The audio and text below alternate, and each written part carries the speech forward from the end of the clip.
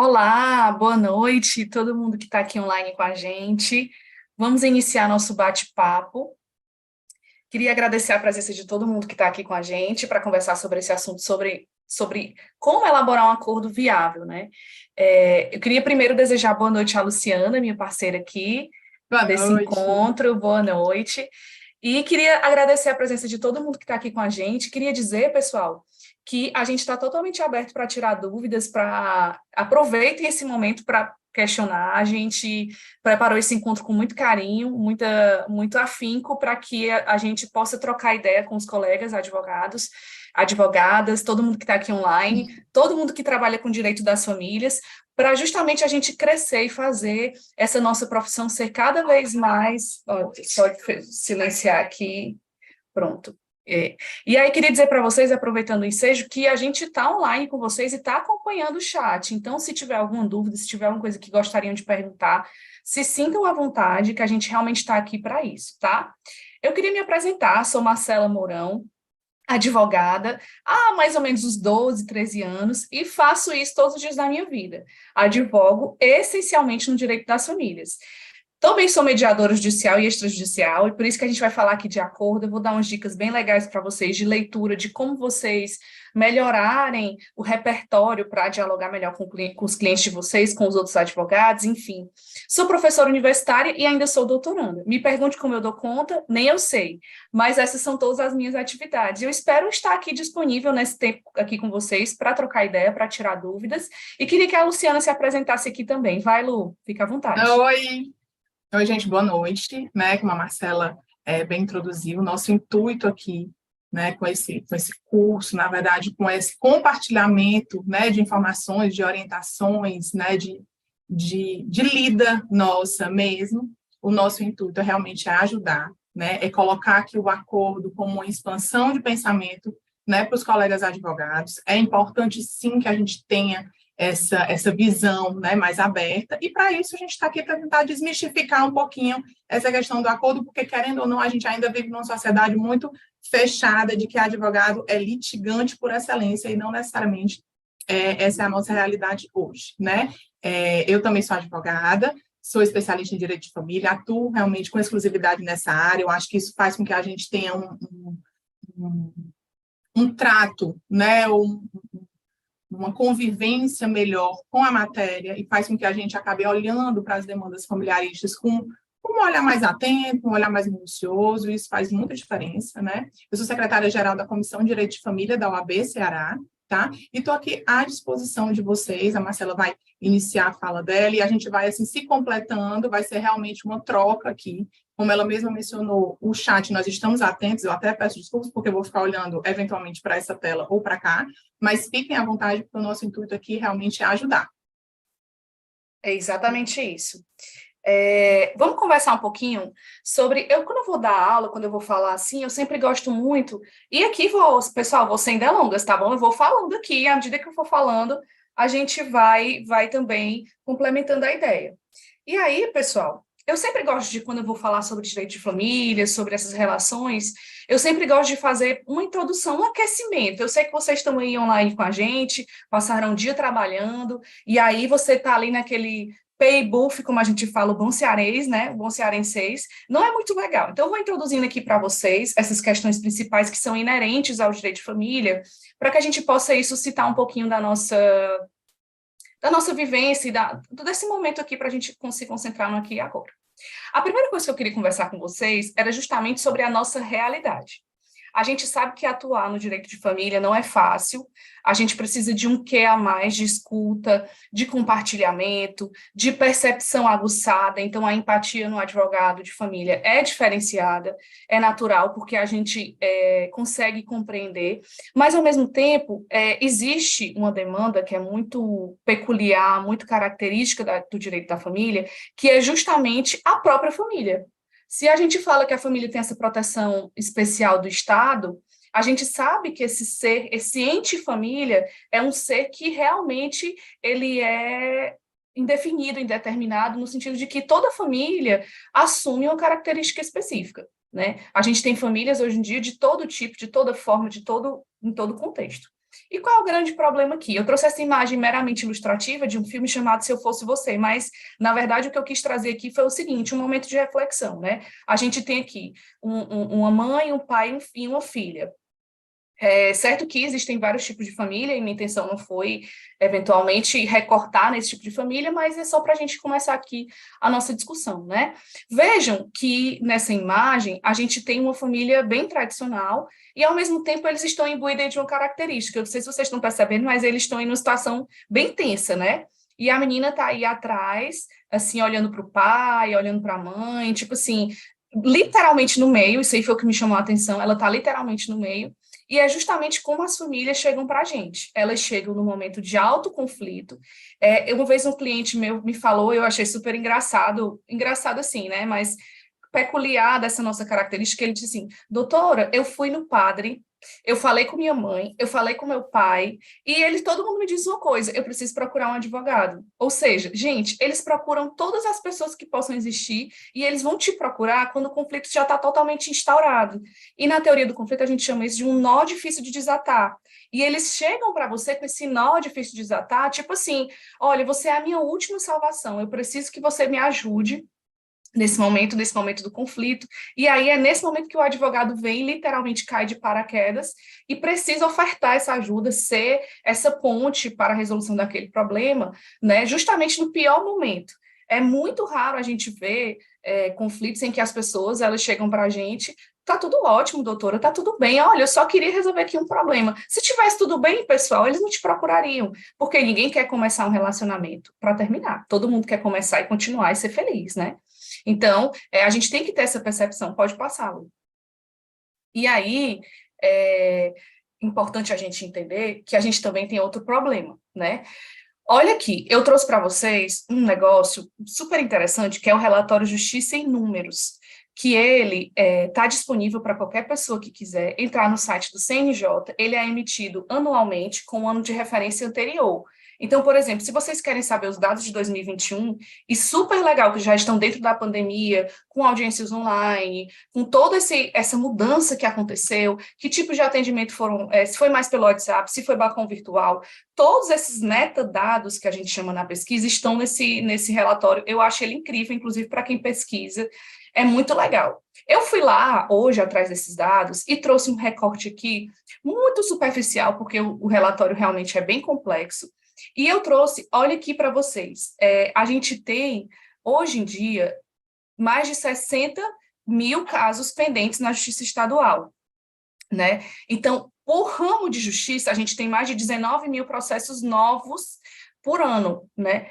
E dentro daquele ramo de justiça, são bilhões de processos que nós temos parados, que nós temos tramitando no Poder Judiciário, os números são gigantescos, né? Então, assim, se vocês quiserem ter mais acesso a esses dados, dê uma olhada lá, que é muito interessante. Por que eu trouxe isso aqui? Porque, pessoal, todo dia no Poder Judiciário é um novo processo que entra. A gente tem, eu já falei para vocês, a gente tem conflitos delicados, conflitos familiares que são arenosos, que são difíceis da gente cuidar, da gente administrar, e temos números no Poder Judiciário que mostram para a gente que nem muitas, né, que na verdade que os processos eles não param de tramitar, eles não param de sempre surgir. E a gente precisa entender e reorientar a nossa mentalidade de forma urgente. A gente precisa entender que para cada conflito há uma porta. Né? Temos a porta, lá no sistema multiportas de acesso à justiça, nós temos a conciliação, a mediação e o Poder Judiciário. E dentre todas essas portas, a gente deve entender qual é a porta que a gente deve levar ao nosso cliente. Nós somos esse instrumento, né? A gente também, e aí vem sempre aquela frase, mas doutora, pelo amor de Deus, professora, pelo amor de Deus, se eu fizer um consenso, será que se eu orquestrar um consenso, será que eu vou ganhar dinheiro? Vai. Você vai alterar a sua percepção de ganhos para atuar, né, não somente no processo, mas também no consenso. A gente vai falar um pouquinho aqui sobre os pontos positivos do consenso e os pontos negativos, já um pouquinho mais lá na frente, mas é importante que a gente comece a entender que a gente precisa reorientar essa nossa atuação, né? E principalmente entender, não por nós, claro que por nós, porque a gente quer sucesso na nossa profissão, mas também para oferecer um acesso à justiça adequado e eficiente para o nosso cliente, para aquela pessoa que está ali precisando do nosso apoio. Porque, como eu comecei falando aqui, nós somos instrumento para um acesso à justiça qualificado. É a gente que detém isso, né? Nós não estamos lá no conflito por acaso, a gente está ali como um instrumento para ajudar aquelas pessoas naquele momento difícil, né? E aí, como eu já falei para vocês, Lu, se tu tiver alguma coisa para falar, vai falando aí, tá? Vou te interromper quando precisar, mas fica tranquilo. Pode deixar. E aí, a gente já falou que existe essa busca tardia pelo advogado. O advogado só vai te procurar quando, ou o cliente só vai te procurar quando realmente o cano estourou, quando ele não consegue mais resolver o problema, ele já colocou para debaixo do tapete o tanto que ele pôde, e aí, quando ele chega lá no final, ele vê, eu não tenho outra saída, eu preciso resolver esse problema. E aqui, pessoal, eu falo de um divórcio, porque, querendo ou não, grande parte, pelo menos da minha atuação, a Lu pode falar da dela também, grande parte são divórcios, né? Então, eu sempre, inevitavelmente eu falar sobre isso, até porque é onde a gente consegue manejar um consenso, tanto numa guarda, enfim, a gente vai falar um pouquinho sobre isso também, mas eu consigo ver como a principal fonte de atuação do advogado de família, né? E aí a gente tem duas possibilidades, ou a gente vai para o litígio, ou a gente vai para o consenso. E é importante entender, pessoal, que a professora, a Marcela, a doutora, são várias coisas que me falam em vários âmbitos na minha vida. Isso quer dizer que você é contra o litígio? Não, não quero dizer isso, pelo contrário, pelo amor de Deus. O que eu quero dizer é que o litígio, ele existe, o Poder Judiciário é o depositário final das nossas decisões, então a gente sempre tem lá aquele acesso à justiça garantido, que a gente só deve lançar a mão quando realmente é necessário. Mas aí a minha pergunta para você é, por que não buscar o consenso, né? E o Poder Judiciário, e o litígio, e o contencioso, tem 3 variáveis que a gente não pode controlar. Não sei se vocês já pararam para pensar nisso. É o tempo do processo, ou seja, a gente sabe o dia que a gente vai entrar com essa ação. 1/1/2001. Beleza, busquei o Poder Judiciário. Mas eu não sei quando essa ação vai ter o trânsito em julgado. Eu não sei quando essa ação vai ter uma sentença. Eu não sei até quanto tempo essa minha guarda compartilhada, essa minha guarda unilateral vai durar. Eu não sei dizer. Só sei que eu busquei o Poder Judiciário para essa resolução. E o custo do processo? A gente sabe. O custo de buscar, protocolar uma ação. Mas e se vai ter um perito, se vai ter um atendimento psicossocial, se vai ter outros desdobramentos daquela ação? Vocês sabem que as demandas de família, elas nunca se esgotam ali, tem vários desdobramentos que chegam dali, e isso vai custando aos seus honorários, o Poder Judiciário, todos esses custos que estão ali envolvidos. Fora, pessoal, o custo emocional da espera, que para mim é o mais caro de todos, né? Eu tenho um cliente que todo dia de manhã ele abre todos os processos dele para saber. Todo dia de manhã ele abre os processos dele. Então você imagina o custo emocional para uma pessoa dessa. E ainda temos a variável sentença. A gente tem uma base, a gente tem um ordenamento jurídico que nos guarnece, mas, ao mesmo tempo, a gente não sabe exatamente os meandros do que o juiz vai decidir. Isso aí a gente entrega a ele. Principalmente, eu vejo aqui esse custo alto da sentença, que é justamente nas guardas. A gente não sabe. Quem é que é mais capaz de decidir? O pai ou a mãe, ou o juiz que não conhece as partes, que só ouviu numa audiência, alguma coisa assim, né? Então, em certa medida, em grande parte das demandas, a gente consegue entender que as partes elas são muito mais intituladas para resolver o conflito do que o próprio juiz, né? E aí, claro, mais uma vez, repetindo, para cada demanda há uma porta adequada. A gente vai falar, é uma violência doméstica. Não tem consenso, vamos para o Poder Judiciário. E aí, cada demanda é uma demanda, né? Mas é importante a gente saber separar o joio do trigo. Esse é o meu convite para vocês hoje, né? Aí vamos ver o consenso. O consenso, ele é estimulado pelo CPC. A gente tem um artigo específico no CPC para o estímulo ao consenso na demanda de família. Eu não lembro, eu não consigo precisar aqui, mas enquanto a Lu estiver falando, eu vou precisar esse artigo para vocês. Naquele recorte específico das demandas de família. Quem souber, comenta aí que a gente vai acompanhar. A economia de tempo e dinheiro. Gente, olha a economia do emocional das partes envolvidas, né? Quando eu consigo fazer um consenso, e eu, graças a Deus, tenho conseguido cada vez mais, é menos traumático para mim, para os clientes. Eles agradecem, dizem, doutora, sem você eu não conseguiria, muito obrigada. Não tem nada mais gratificante que isso, né, gente? E em dinheiro, economia e dinheiro, né? Tantas coisas que a gente deixa de gastar, idas ao fórum, audiências, solicitar testemunhas. Fulano, você pode ser minha testemunha no processo, né? E ainda você tem a certeza do que foi pactuado. Você sabe ali com certeza o que as partes costuraram naquele consenso. Isso, para mim, é o grande ganho do consensual. Aí, pessoal, quais são os pontos positivos? Já falamos, né? É você conseguir construir o acordo, fazer aquele consenso aparecer, né? Mas só que existe um detalhe.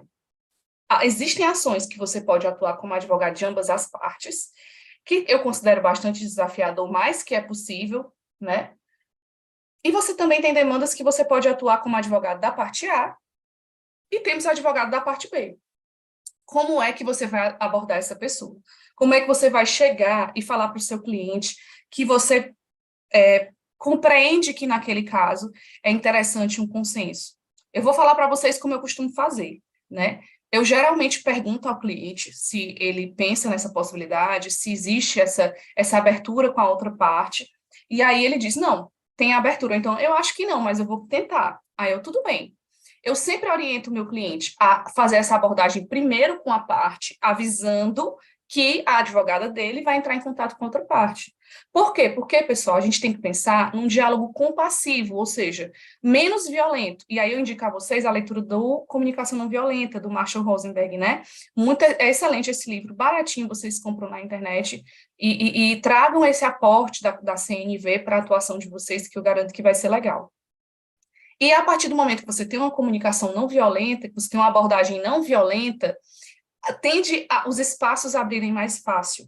Então, eu sempre digo, olha, avise a outra parte que eu vou entrar em contato com o advogado dela, para poder ela não ser pega de surpresa. Então, ela faz essa primeira abordagem, e aí depois a gente começa as tratativas diretamente com o advogado, né?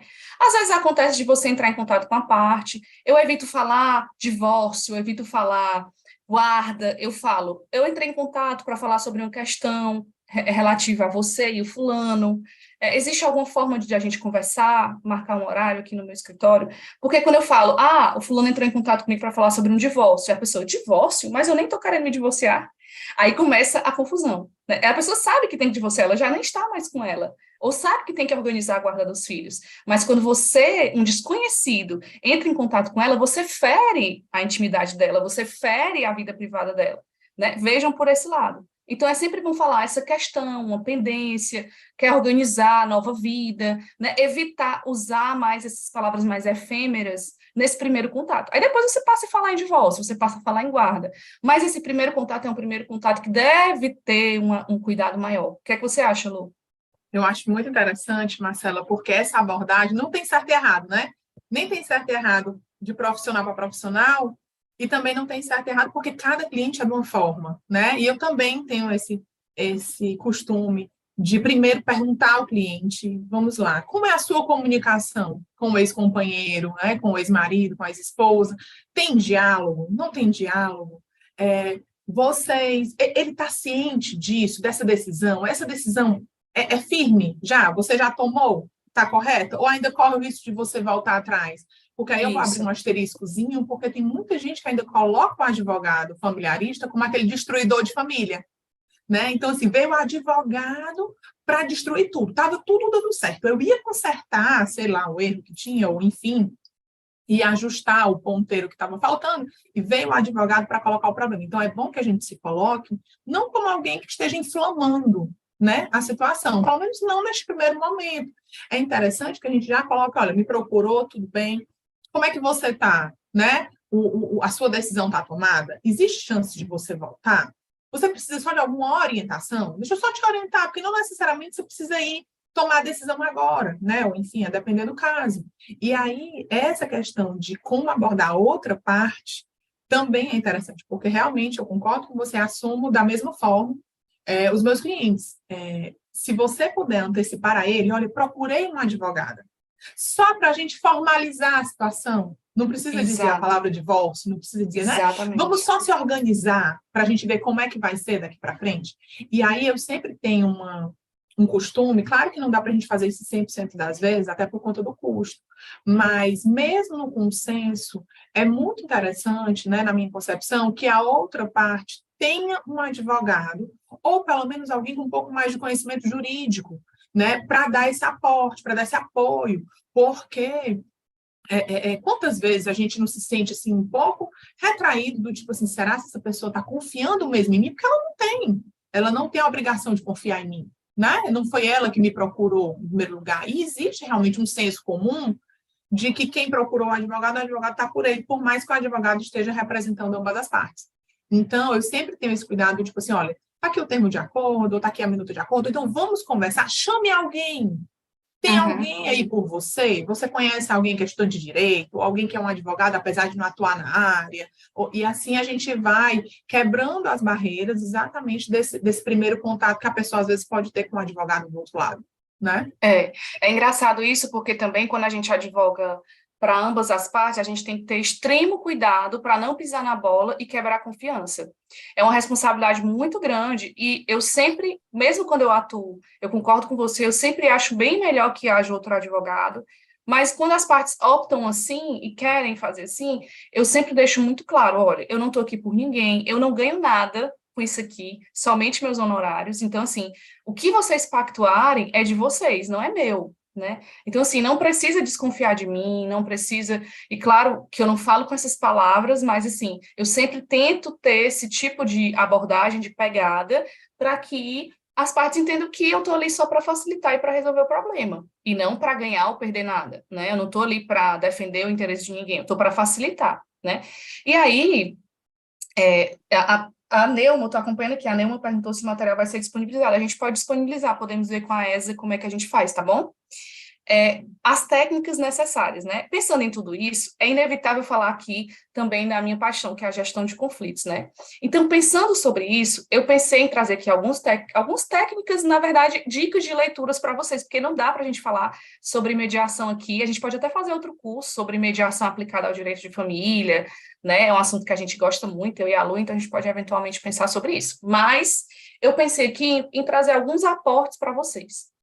A primeira coisa que vocês têm que aprender é a negociação baseada em princípios. E aí eu indico o livro Como Chegar ao Sim, do William Ury, tá? Lembrando que essa live vai ficar gravada, então se vocês quiserem assistir de novo, para pegar essas dicas de novo, é só entrar aqui no YouTube da ESA que vai estar disponível. Então, leiam Comunicação Não Violenta, leiam sobre negociação baseada em princípios, que é esse livro do William Ury. São livros simples, tranquilos de ler. E leiam, pessoal, também sobre gestão de conflitos. Optem por talvez assistir um vídeo no YouTube, né? Sei lá, enfim, ter esse aporte. E principalmente ter um aporte multidisciplinar. Aproveitem um tempo livre para ler sobre psicologia, psicologia comportamental. Você não vai se tornar um expert, mas você vai, com essas suas ferramentas, você vai ter ali uma caixa de ferramentas. Cada técnica que você vai utilizar é uma caixa, é uma ferramenta dentro da sua caixa. Então, por exemplo, seu cliente chega esbaforido no seu escritório, aquela coisa bem estressada, você oferecer um café, perguntar se está tudo bem. Terminou a reunião, você viu que a pessoa saiu fragilizada, faz uma ligação depois. Como foi para você? Está tudo bem? Né? Quer conversar? Gente, a nossa profissão é assim, a gente precisa separar um tempo para dar atenção para o cliente. Eu acho que eu não estou conseguindo encontrar a palavra aqui, mas talvez amadorismo ou inexperiência, acreditar que você não vai ter que separar um tempo para ouvir seu cliente, porque faz parte dessa relação, né? Então, quando você for precificar os seus honorários, já coloquem a escuta ali na precificação, porque você vai precisar, né? E tudo isso que eu estou falando aqui para vocês, que eu faço na minha vida e dentro da minha atuação, já é desse meu aporte da mediação. Escuta ativa, empatia, habilidade de se colocar no lugar do outro, negociar, colocar propostas. Então, tragam esses aportes que eu acho que vai ser super interessante para vocês e fechar, costurar acordos, corta um tempo muito grande da nossa atuação. Você tem ali um projeto que tem começo, meio e fim, você termina o seu projeto, entrega para o seu cliente, está aqui sua certidão de divórcio, está aqui sua guarda compartilhada, com sua convivência, pensão, tudo que você precisa, vá viver sua vida. E você, advogado, vai viver sua vida. Então, assim, eu vejo muitos pontos positivos no consenso, mas você tem que estar preparado para ele. Então, comece a buscar esse preparo. Essa é a minha dica principal. Pode passar, Lu. E eu queria só fazer um Vai. comentário, Marcela, sobre essa questão do preparo, que passa muito, né, pela questão do ser ou não psicólogo, do agir ou não como psicólogo. Não, não é isso, sabe? Isso, perfeito. Realmente tem uma fala de todo advogado é um pouco psicólogo. Não, gente, todo advogado ele tem que ser empático. né? Ele tem que ser solidário à dor do outro. Lembra que o outro está chegando para ti machucado, né? Aquela família está bem truncada e tal, precisa de apoio, precisa de orientação, precisa de acolhimento. Mas passa pela gente, né? O crivo de a gente também conseguir se blindar um pouco para que a gente consiga assumir a empatia e assumir a nossa capacidade técnica para que a gente não se doa com a dor do cliente. Então, assim, não dá para levar para o lado pessoal. Não quer dizer que eu vou, entre aspas, afrontar o meu cliente e andar de braço dado com o advogado da outra parte. Não é isso. Mas todos aqui, né, somos profissionais capacitados, somos adultos, e nós temos que ter noção que faz parte, né, do nosso trabalho essa postura de eu entendo a sua dor, eu me solidarizo com ela, né? Eu sei que é um problema para você que está lhe demandando energia, como a Marcela falou, realmente é um atributo de muito valor, né? Mas olha, agora eu preciso botar o pé no chão. Eu estou exatamente sendo uma testa de ferro para você. Sinta você enquanto eu penso. E aí a minha razão, ela precisa prevalecer sobre isso, certo? Então não dá para dizer assim, eu vou lutar com unhas e dentes. Calma. Lute da forma como é necessário, da forma como como é que eu posso dizer? Possível e viável, né? Possível e viável. Também a gente não chega dando tiro de canhão em formiga, tá? Então, é preciso realmente nessa abordagem, né, da gente, nessa técnica dessa conversa, a gente conseguir extrair as informações importantes, que a gente também tem que ver, que essa escuta ativa muitas vezes demanda tempo. E como a Marcela disse, tem que colocar mesmo no contrato de honorários essas questões, porque os nossos clientes são clientes que normalmente não têm conhecimento jurídico, são clientes que chegam de paraquedas naquilo, você numa consulta vomita um catatal de informação, a pessoa vai ouvir, vai dizer mas quando ela desligar a ligação, quando ela sair do seu escritório, ela vai parar, pera ainda, mas era o quê mesmo? E aí ela não vai entender nada. Então, é preciso realmente ter esse cuidado e ter esse prato e manter a nossa postura enquanto advogados de que o problema é do cliente. Eu serei instrumento para ajudar a resolver, mas o problema é dele. Isso deixa a atuação bem mais leve também, né? Porque aí você não fica ali noite sem dormir, enfim, você busca atuar da forma como você aprendeu e como você opta por atuar dentro da ética, né? E é interessante pensar nisso também, porque existe também uma área do direito bem interessante que tem crescido bastante, que é o direito sistêmico, e ele fala exatamente isso que você está falando. É muito interessante, eu acho que a gente tem até comissão aqui de direito sistêmico na OAB também, super legal, muito legal.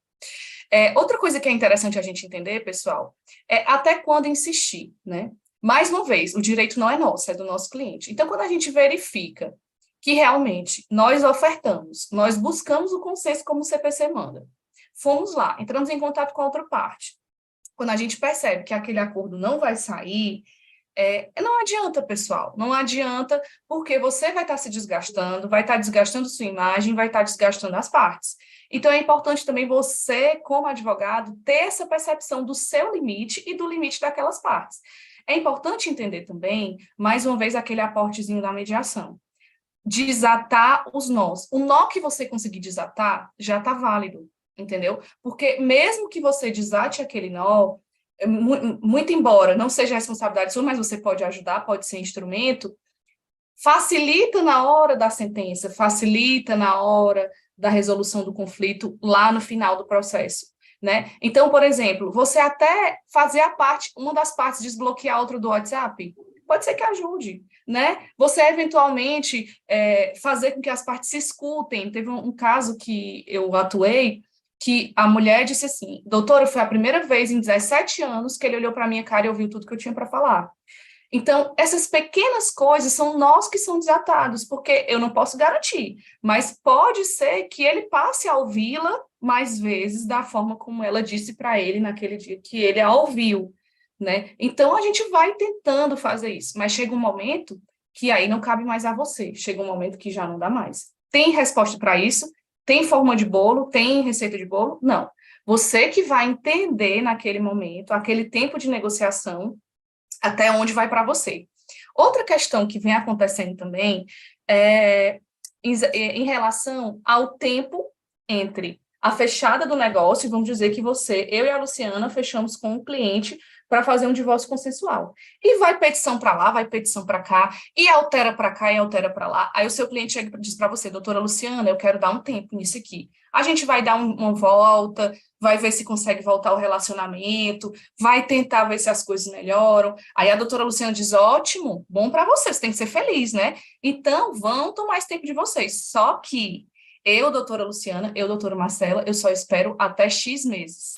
Você vai no seu contrato aí pensar sobre isso, porque isso já aconteceu comigo, né? Esse tempo de negociação, ele precisa ser predeterminado. Então, eu só negocio até X meses. Tem receita de bolo? Não. Eu convido vocês a pensarem nisso e colocarem essa cláusula no contrato de vocês para evitar que esse cliente, daqui a 6 meses, um ano, chegar para você e dizer, doutora, lembra aquele contrato, lembra aqueles honorários? Agora eu vou me separar de vez. Aí você, poxa, mas já faz um ano que essa pessoa me procurou. Eu vou ter um retrabalho gigante, né? Então, pensem nisso para vocês também não caírem nessa cilada. Essa Quer falar, Lu? é uma questão que quero falar. Essa é uma questão realmente muito impactante para a gente, uma viradinha de chave para a gente enquanto profissionais, né? A gente está aqui tentando manter essa nossa aula, essa nossa palestra de uma forma muito prática, né? E como a gente está aqui tratando com advogado. Então, não dá para a gente ficar na doce espera do cliente. Às vezes, o cliente nem fala isso tudo que falou para a Marcela, por exemplo. Às vezes, o cliente diz, tá bom, doutora, eu vou trazer o documento. E desaparece. Aí passa Verdade. 2 semanas, a gente manda uma mensagem, seu fulano, o senhor está me devendo um documento. Como é que tá? Ou então, seu fulano, e cadê o telefone da sua ex-esposa para poder entrar em contato? Ou então ele diz assim, deixa que eu vou falar com ela e depois eu volto. Isso com o contrato fechado. E aí, nesse passar de tempo aí, o seu escritório está sendo desgastado, porque é uma energia sua de ficar indo atrás daquele cliente, é uma energia sua de estar resguardando ali aquela força de trabalho para fazer aquelas petições, ou enfim, o que tiver que trabalhar aquilo, entendeu? Então, é interessante que a gente consiga dimensionar, minimamente que seja.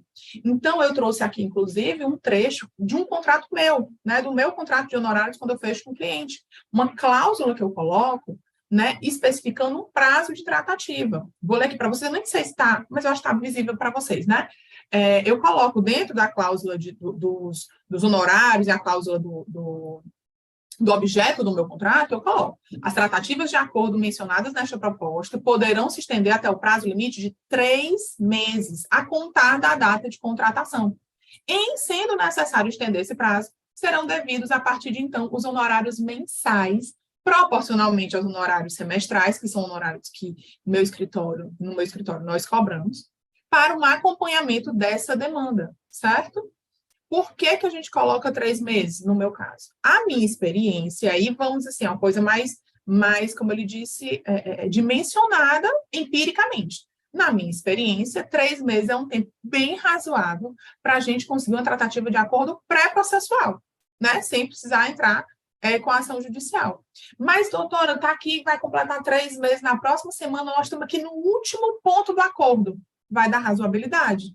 Eu vou exigir mais um mês de honorários? Não vou. Eu sei o que é que aquele cliente está precisando e eu sei que eu também ganho se eu resolver o problema dele rápido, entendeu?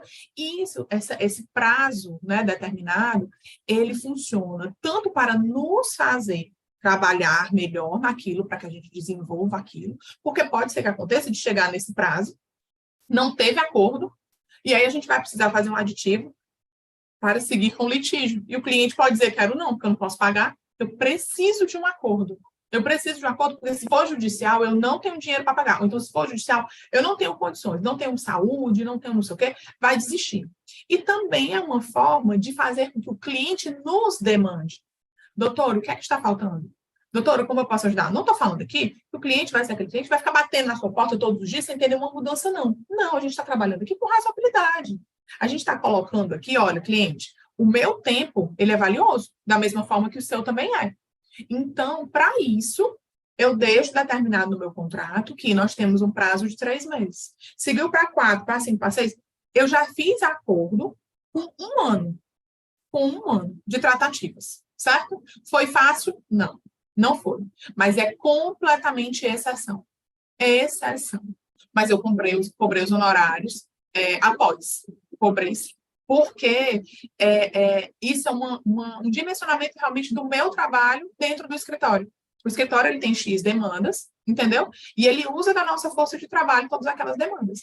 Então, para cada advogado e para cada caso, vale a pena. Como eu já fiz contrato, em que esse prazo de tratativa eu botei 6 meses. Porque eu sabia que esse possivelmente seria mais demorado. Porque a gente sabe que tem aqueles clientes que chegam para a gente já com acordo já feito. Doutor, eu quero só fazer o divórcio, está aqui, tudo pronto. Ele vai ficar com isso, eu vou ficar com isso, a criança vai ficar assim, está tudo pronto. Ah, ótimo, maravilha. Só quando a gente começa a formalizar, a materializar o consenso, que a gente vai já falar disso, questões vão surgindo. Espera ainda, mas não era assim que eu tinha pensado? Espera ainda, mas não era... Não, isso aqui não pode, não, isso aqui não pode. E isso vai tomando tempo, e vai desgastando, entendeu? Então, eu acho, e eu oriento, né, aos colegas que me procuram, às vezes, para alguma orientação, que nos seus contratos de honorário determinem, sim, né, um prazo para tratativas. Nem que você coloque aí um prazo mais elastecido, mas não deixe solto no tempo, né? Porque isso realmente é perigoso para você. Corre isso de como a Marcela falou. Depois de um ano, ele volta, depois doutora, eu quero retomar aquele contrato ali, agora que eu quero me divorciar mesmo. Espera ainda, já passou um ano, nem o meu valor de honorário não é mais aquele, né? Isso já mudou, entendeu? Então, isso é muito importante. Os que estão aí no chat, se quiserem compartilhar as experiências acerca dessa questão, fiquem muito à vontade. Eu sei que, às vezes, a gente tem um acanhamento, né, de compartilhar o que a gente coloca nos nossos contratos, mas eu acho que esse compartilhamento mesmo, essa troca, né, de experiências e de informações é muito rica. Mas vamos lá, por enquanto eu vou seguindo por aqui. Pronto, essa questão do acordo como materialização mesmo do consenso, certo? Porque o que a gente faz? A gente aborda, a gente conversa, a gente dá aquele primeiro passo, né? Tem todo aquele cuidado com o linguajar, com as palavras, mas a tendência é que a fase seguinte já chega da gente, opa, vamos tomar nota, vamos anotar, né? O que é que a gente vai ter aqui de proposta? Então, vamos fazer o seguinte, olha, eu proponho que isso aconteça. E aí manda para outra parte analisar e aí devolver. Às vezes, né, eu sei que há questões em que é possível que a gente resolva isso numa reunião, né? A gente senta, que tal isso, que tal aquilo, que tal aquilo outro. Mas eu sempre acho válido, certo? E nisso online, pelo menos para mim, Marcelo pode compartilhar a experiência dela, mas pelo menos para mim tem ajudado muito, porque a gente consegue colocar isso numa reunião online, é uma reunião que tende a ser mais leve quando envolve duas partes, certo? E é uma reunião que a gente pode, pronto, daqui vamos analisar e depois a gente conversa. E aí a reunião, às vezes, dura meia hora, entendeu? A gente só expõe as nossas questões, né? A nossa proposta. E aí é sempre bom que a gente coloque por escrito. Por quê? Porque naquela reunião, naquele momento de fala, muita coisa é dita, mas não necessariamente fica assimilada. Às vezes as coisas, né, passam despercebidas, e quando a gente toma nota, é mais fácil. Então, é interessante que propostas e contrapropostas sejam sempre por escrito, nem que seja, sabe aquela mensagenzinha rápida no WhatsApp? Só para confirmar o que a gente determinou, aí bota-se no WhatsApp. Claro que se puder botar no papel, formalizado, não precisa ser nada muito técnico. São só aqueles pontos que dizem mais respeito às partes. Olha, a minha proposta é que a partilha seja feita assim, você fique com tal bem, eu fico com tal bem. Olha, a minha proposta é que os alimentos sejam dessa forma. Olha, lá, entendeu? Então, tudo isso é colocado em papel, tá? Como forma de proposta e contraproposta. Mas é interessante que a gente siga nessas fases, né, do consenso, sempre findando, ou pelo menos já firmando o que foi definido. Então, eu fiz uma proposta, a outra parte aceitou uma parte e contestou outra, então, essa parte que foi aceita, vamos já firmar, certo? Claro que depois a gente volta para tudo, mas vamos já firmar isso que já foi aceito, né? Nas audiências de conciliação, de instrução, a gente costuma dizer os pontos incontroversos, né? O que é ponto incontroverso, a gente não fala mais. Deixa lá, já está resolvido. Vamos para os controversos. E aí a gente vai seguindo. Então, é interessante que a gente passe de fase mantendo o objetivo em mente. Meu foco é finalizar isso aqui. Para finalizar isso aqui, isso, eu já tiquei. já está resolvido, vamos resolver o resto. Claro que, eventualmente, a gente acaba voltando. Mas se eu aceitar esse ponto aqui, eu vou voltar atrás daquele outro ali. Tudo bem, isso acontece, faz parte da tratativa. Mas é importante que a gente sempre tenha em mente, enquanto advogados, que a gente precisa manter o pezinho no chão. Olha, dona fulana, seu fulano, isso aqui a gente já tinha resolvido. Vamos tentar deixar isso aqui já no canto e vamos seguir com o que falta, para que a gente não perca tempo e energia e dinheiro, por óbvio, nessas tratativas a perder de vista, né? Marcela, quer comentar? Pois é, eu ia também sugerir que, quando a gente for levar propostas e contrapropostas, a gente nunca leve só uma. A gente vai preparado para eventuais cenários que possam ser aventados ali. Então, por exemplo, será que vamos falar aqui sobre uma casa. Será que alugar a casa é uma proposta? Será que vender é outra? Será que pegar e ceder para outra parte um direito real de uso e um eventual aluguel proporcional é outra proposta? Então, vamos levando várias propostas, porque, assim, 99% de certeza, para não dizer 100%, a sua proposta nunca é igual à da outra parte. Ou você já fez um acordo que você disse, eu pretendo lhe pagar 5 mil. A pessoa, engraçado, era exatamente o que eu ia propor. Nunca é assim que acontece, né? Então, é importante que a gente leve quantas propostas a gente tiver e quantas puder, e isso a gente já vai preparando o nosso cliente. Outra dica que eu ia dar, e que surte bastante efeito, é que quando eu verifico que há uma certa animosidade, mas que as pessoas estão caminhando para o consenso, eu começo a fazer tratativas por e-mail. Porque eu não coloco as pessoas ali, uma em frente à outra, porque isso pode mexer de novo com a situação, e eu sinto que alguns casos são bastante produtivos. Olha, mande aqui um e-mail, e aí eu só faço o quê? Eu só encaminho o e-mail para outra parte, porque aí não tem ruído na comunicação. Eu só pego aquilo que a parte endereçou a mim e endereço para outra parte. E também tem surtido efeito, sim. Então, vejam como é que faz sentido para vocês. Eu adoro a possibilidade da reunião, sempre prefiro. Mas tem uns clientes que dizem, doutora, eu nem quero olhar para a cara dele. Eu quero fazer o acordo, mas eu não quero olhar para a cara dele. Eu não estou pronto, eu não estou bem. Ou E tá tudo então, bem. e tá tudo bem, né? E, às vezes eu mesmo digo, olha, eu tô notando que você não tá tão bem. Será que não é melhor você se comunicar por e-mail? E tem sido interessante essa possibilidade também. É muito bacana isso. É esse feeling que a gente acaba tendo, né? Isso. Com a Uhum. experiência e com o que a gente adquire, né? De, Uhum. de, de informações de outros casos e mesmo do cliente. Às vezes o próprio cliente, né, já chega dizendo, olha, eu quero resolver, tá tudo tranquilo, eu só não quero olhar para ele. Então, assim, Exatamente, exatamente. resolve aí, tá tudo bem, mas enfim. É, E aí, é. o outro ponto que eu queria trabalhar aqui era fazer essa diferenciação entre minuta e termo de acordo, que podem parecer termos semelhantes ou termos iguais, mas não são, ou pelo menos não deveriam ser. Aí eu vou explicar aqui por que é. Porque a minuta é exatamente esse conjunto, né, essa síntese de propostas e contrapropostas que foram alinhadas, certo? Para que a gente debata as questões que os clientes precisam. Então, é como se a minuta fosse um documento mais informal, sabe? A minuta, ela faz com que a gente fique num campo mais genérico para que exatamente possibilite melhor o acordo. No termo de acordo, após fechada a minuta, né, que a gente vai para o termo de acordo. E aí, no termo de acordo é que entram aquelas questões mais técnicas, os termos, né, mais jurídicos, o juridiquês aqui, né, na história, que as partes em tese não precisam passar por aqui. As partes não precisam entender exatamente índices de reajuste, assim, assim, assim. Ela precisa saber que vai ser reajustado, né? Então, assim, a depender do caso, vale a pena a gente separar esses dois, trabalhar propostas e contrapropostas como minutas, certo? E isso faz com que o próprio cliente se sinta um pouco mais à vontade, né? Eu estou vendo aqui no chat que a Ismila está perguntando, está pedindo um exemplo. Tu pode me explicar o exemplo de que seria um exemplo de minuta e de termo? Eu posso tentar trazer para vocês. Agora eu não tenho aqui, mas deixa eu só tentar explicar de uma maneira mais genérica, certo? Quando a gente prepara uma proposta para mandar para outra parte, essa proposta ela não tem requisito formal. A gente pode só dizer ao senhor fulano de tal, ou ao doutor fulano de tal, representante, advogado, representante da parte tal, segue abaixo, proposta de acordo da outra parte, da senhora fulana e da senhora cicrana. E aí a gente coloca, quanto aos bens, ela indica isso. Quanto aos alimentos, ela indica isso.